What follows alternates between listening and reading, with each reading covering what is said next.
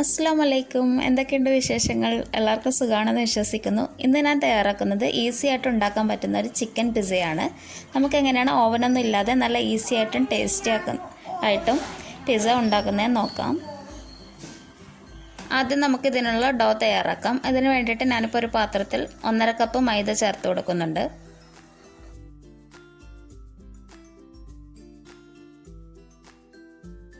ഇതിലേക്ക് പാകത്തിനുള്ള ഉപ്പ് കൂടി ചേർത്ത് കൊടുക്കാം.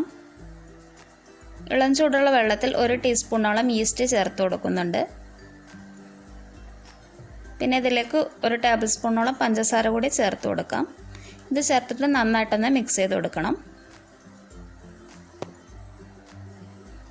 പിന്നെ ഈ ഒരു മൈദമാവിലേക്ക് 2 ടേബിൾ സ്പൂണോളം സൺഫ്ലവർ ഓയിൽ ചേർത്ത് കൊടുക്കുന്നുണ്ട്. 2 മുതൽ 3 ടേബിൾ സ്പൂൺ വരെയൊക്കെ ഉപയോഗിക്കാം. ഇത് ചേർത്തിട്ട് നന്നായിട്ട് ഒന്ന് തിരുമ്മി കൊടുക്കുക. പിന്നെ കുറേശ്ശെയായിട്ട് ഈ ഒരു വെള്ളം ചേർത്തിട്ട് മാവ് കുഴച്ചെടുക്കണം.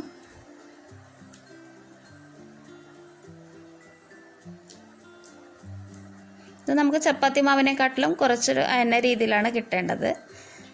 അതിനുശേഷം നമുക്കിത് 2 മുതൽ 4 മണിക്കൂർ വരെ റെസ്റ്റ് ചെയ്യാൻ വെക്കാം. ടെമ്പറേച്ചർ അനുസരിച്ച് ഇതിൻ്റെ ഒരു ടൈമിൽ വ്യത്യാസം വരും. പിന്നെ നമുക്ക് കുറച്ച് ചിക്കൻ പീസസ് എടുത്തിട്ടുണ്ട്. ബോൺലെസ് പീസാണ് എടുത്തിട്ടുള്ളത്. ഇതിലേക്ക് കുറച്ച് മുളക് പൊടി ചേർത്ത് കൊടുക്കാം, കുറച്ച് മഞ്ഞൾപ്പൊടി ചേർത്ത് കൊടുക്കാം, പിന്നെ കുറച്ച് കുരുമുളക് പൊടി ചേർത്ത് കൊടുക്കാം. ഇതിലേക്ക് ഉപ്പ് കൂടി ചേർത്ത് കൊടുക്കണം. അതിനുശേഷം ഇതൊന്ന് നന്നായിട്ട് തന്നെ ഒന്ന് മിക്സ് ചെയ്ത് കൊടുക്കാം. ഇതിനെ നമുക്ക് ഫ്രൈ ചെയ്യാൻ വേണ്ടിയിട്ടുള്ളതാണ്. ഇത് ഫ്രൈ ചെയ്യാൻ വേണ്ടിയിട്ട് ഒരു പാനിലേക്ക് കുറച്ച് സൺഫ്ലവർ ഓയിൽ ചേർത്ത് കൊടുത്തിട്ടുണ്ട്. അതിലേക്ക് നമുക്ക് ഈ ഒരു ചിക്കൻ പീസസ് ചേർത്ത് കൊടുക്കാം. നമുക്ക് വേണമെങ്കിൽ ഒലീവ് ഓയിലും ഉപയോഗിക്കാവുന്നതാണ്. ഇത് ചേർത്തിട്ട് നമുക്കിതൊരു മീഡിയം ഫ്ലെയിമിൽ നന്നായിട്ട് തന്നെ ഒന്ന് ഫ്രൈ ചെയ്തെടുക്കാം.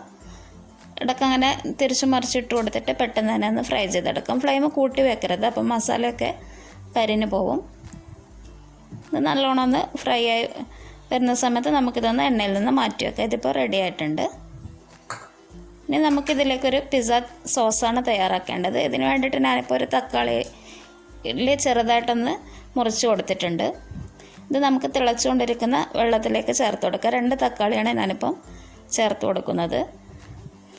ഇത് ഹൈ ഫ്ലെയിമിൽ തന്നെ ഒന്ന് തിളപ്പിച്ചെടുത്താൽ മതി. ഇത് തിളച്ച് വരുന്ന സമയത്ത് തന്നെ ഇതിൻ്റെ തൊലിയൊന്ന് ഇളകി വരുന്ന പാകമാകുമ്പോഴത്തേക്ക് നമുക്ക് പെട്ടെന്ന് തന്നെ ഒന്ന് ഫ്ലെയിം ഓഫ് ചെയ്ത് വെക്കാം. അതിനുശേഷം നമുക്ക് ഇതൊന്ന് തൊലി കളഞ്ഞിട്ട് ചൂടാറാൻ വേണ്ടിയിട്ട് വെക്കണം. പിന്നെ നമുക്കിതൊരു വിസ്ക് ഉപയോഗിച്ച് അല്ലെങ്കിൽ മിക്സിയിലാണെങ്കിൽ നമുക്ക് പൾസ് മോഡിലിട്ടിട്ട് ഒന്ന് ജസ്റ്റ് ഇതൊന്ന് ക്രഷ് ചെയ്തെടുക്കണം. കൂടുതൽ അരഞ്ഞു പോകാതിരിക്കാൻ വേണ്ടിയിട്ട് ശ്രദ്ധിക്കണം. ഇതൊരു സൈഡിലേക്ക് നമുക്ക് മാറ്റി വെക്കാം. ഇനി പിസ്സ സോസ് തയ്യാറാക്കാൻ വേണ്ടിയിട്ട് ഒരു പാനിൽ കുറച്ച് ബട്ടർ ചേർത്ത് കൊടുത്തിട്ടുണ്ട്. വേണമെങ്കിൽ നമുക്ക് ഒലീവ് ഓയിലോ സൺഫ്ലവർ ഓയിലോ ഉപയോഗിക്കാം. ഇതിലേക്ക് 3 അല്ലി വെളുത്തുള്ളി ചെറുതായിട്ട് മുറിച്ചതാണ് ചേർത്ത് കൊടുക്കുന്നത്. 3 ചെറിയ അല്ലിയാണ് ചേർത്ത് കൊടുത്തിട്ടുള്ളത്. ഇത് നന്നായിട്ടൊന്ന് വഴറ്റി കൊടുക്കണം. ബട്ടർ ചേർത്ത് കഴിഞ്ഞാൽ നമ്മൾ ഫ്ലെയിം കുറച്ച് വെക്കാൻ വേണ്ടിയിട്ടൊന്ന് ശ്രദ്ധിക്കുക. പിന്നെ ഇതിലേക്ക് ചെറിയൊരു കഷ്ണം സവാളയാണ് ചേർക്കുന്നത്. ഒരു ചെറിയ സവാളയുടെ 1/4 ഭാഗമൊക്കെ ചേർത്താൽ മതി. ഇത് ചേർത്തിട്ട് നന്നായിട്ട് തന്നെ ഒന്ന് വഴറ്റി കൊടുക്കണം. പിസ്സയ്ക്ക് നല്ല ടേസ്റ്റ് കൊടുക്കുന്നത് ഈ ഒരു സോസാണ്. ഇപ്പോൾ സോസ് നമ്മൾ നന്നായിട്ട് തന്നെ ഉണ്ടാക്കാം. പിന്നെ ഇതിലേക്ക് ചെറിയ കഷ്ണം ക്യാപ്സിക്കം കൂടി ചേർത്ത് കൊടുക്കാം. ഇതും ചേർത്തിട്ട് നന്നായിട്ട് തന്നെ ഒന്ന് വഴറ്റി കൊടുക്കണം. പിന്നെ ഇതിലേക്ക് കുറച്ച് ചില്ലി ഫ്ലേക്സ് ആണ് ചേർത്ത് കൊടുക്കുന്നത്. വറ്റൽമുളക് മിക്സിയിലിട്ടൊന്ന് ക്രഷ് ചെയ്തെടുത്തിട്ടുള്ളതാണ്. അത് ചേർത്തിട്ട് നമുക്ക് ഈ ഒരു അരച്ച് വെച്ചിട്ടുള്ള തക്കാളി ഇതിലേക്ക് ചേർത്ത് കൊടുക്കണം. ഇത് ചേർത്തിട്ട് നല്ലോണം ഒന്ന് വഴറ്റി കൊടുക്കുക. എണ്ണ തെളിഞ്ഞ് വരുന്നത് വരെ നന്നായിട്ട് തന്നെ ഒന്ന് ലോ ഫ്ലെയിമിലൊന്ന് വഴറ്റി കൊടുക്കുക. പിന്നെ ഇതിലേക്ക് പാകത്തിനുള്ള ഉപ്പ് കൂടി ചേർത്ത് കൊടുക്കണം. ഞാൻ കുറച്ച് കുരുമുളക് പൊടി കൂടി ചേർത്ത് കൊടുക്കുന്നുണ്ട്. വേണമെങ്കിൽ നമുക്ക് മുളക് പൊടിയും ചേർത്ത് കൊടുക്കാം. പിന്നെ ഇതിലേക്ക് ഞാനിപ്പോൾ ഒരു പനിക്കൂർക്ക ഇലയും അതുപോലെ തന്നെ തുളസി ഇലയാണ് ചേർത്ത് കൊടുക്കുന്നത്. ഒരു 4 തുളസി ഇലയും ഒരു പനിക്കൂർക്ക ഇലയുടെ പകുതിയാണ് ചേർക്കുന്നത്. ഇത് ഒറിഗാനോയ്ക്ക് പകരമായിട്ട് ചേർക്കുന്നതാണ്. ഒറിഗാനോ ചേർക്കുന്നുണ്ടെങ്കിൽ നമുക്ക് ഈ ഒരു തുളസി ഇല ചേർക്കാവുന്നതാണ്. തുളസിയില ഏതായാലും കുഴപ്പമില്ല. വെള്ള തുളസിയോ കരിന്തുളസിയോ ഏത് വേണമെങ്കിലും ഉപയോഗിക്കാം. ഇത് ഒറിഗാനോയുടെ ഒരു പ്രധാനപ്പെട്ട ഒരു ചേരുവയാണ് ഈ ഒരു പനിക്കൂർക്കയില എന്ന് പറയുന്നത്.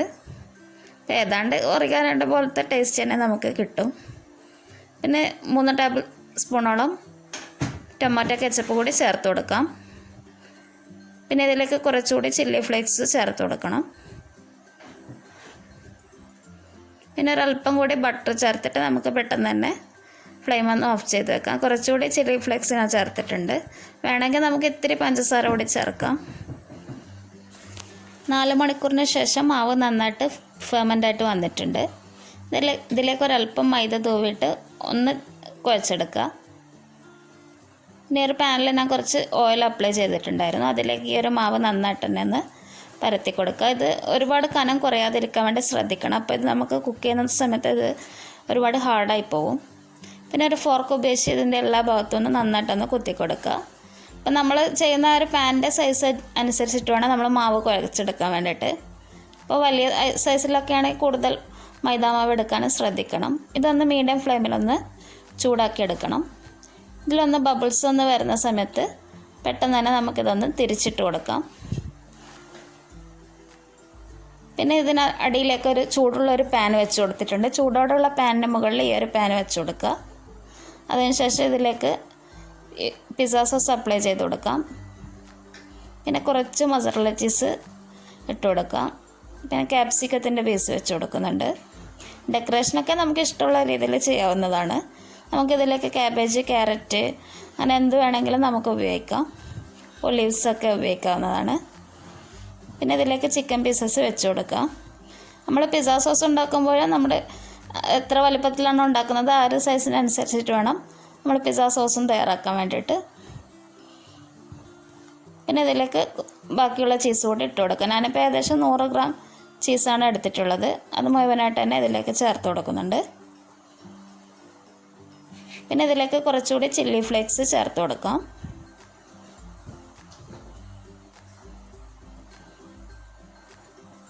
ഇത് ചേർത്തിട്ട് ഇത് അടച്ച് വെച്ചിട്ട് മീഡിയം ഫ്ലെയിമിൽ നമുക്ക് 15 മുതൽ 20 മിനിറ്റ് വരെ ബേക്ക് ചെയ്യാം. ഇതിപ്പോൾ ഈ ചീസ് മെൽറ്റായി വരുന്നതാണ് ഇതിൻ്റെ ഒരു പാകം എന്ന് പറയുന്നത്.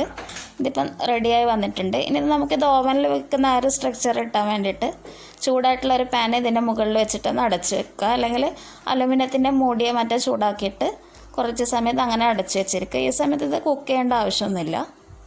അപ്പം നമ്മുടെ അടിപൊളി പിസ്സ റെഡി ആയിട്ടുണ്ട്. എല്ലാവർക്കും ഉണ്ടാക്കാൻ പറ്റുന്ന നല്ലൊരു ഈസി റെസിപ്പി തന്നെയാണിത്. നല്ല ടേസ്റ്റി ആയിട്ടുള്ള ഒരു പിസ്സ തന്നെയാണിത്. എല്ലാവരും ഇതൊന്ന് ട്രൈ ചെയ്ത് നോക്കണം. നിങ്ങളുടെ ഫീഡ്ബാക്കൊക്കെ അറിയിക്കുക. വീഡിയോ എല്ലാവർക്കും ഷെയർ ചെയ്ത് കൊടുക്കുക. ആദ്യമായിട്ട് കാണുന്നവരുണ്ടെങ്കിൽ ഒന്ന് സബ്സ്ക്രൈബ് ചെയ്യുക. താങ്ക്